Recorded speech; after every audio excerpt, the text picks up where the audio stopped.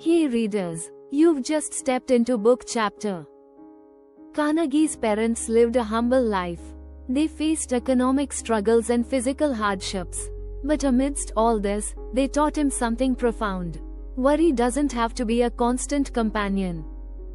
His father had a practical approach. Instead of panicking when faced with challenges, he chose to prepare. He worked hard and focused on daily tasks. He understood that some things were beyond his control.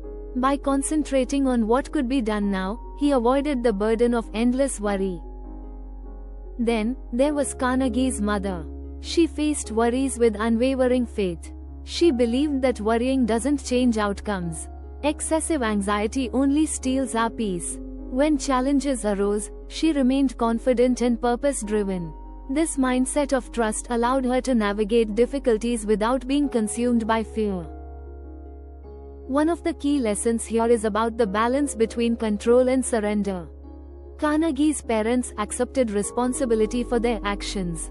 Yet, they weren't overwhelmed by what they couldn't change.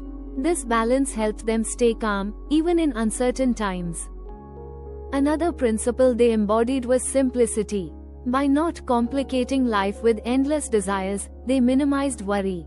Their focus on honesty, family, health, and core values created a solid foundation for peace. Carnegie also highlights a crucial point: much of our worry is tied to imagined future disasters. His parents confronted real problems as they came. They conserved their emotional energy for challenges that truly mattered. Ultimately, this chapter teaches us that true peace doesn't depend on wealth or ideal conditions. It relies on trust in our efforts and in life itself. Sometimes, it even means trusting in something greater than ourselves. The greatest takeaway from Carnegie's parents? Worry doesn't prepare us for the future. Instead, it drains our present. Their example of quiet strength is a guiding light for all.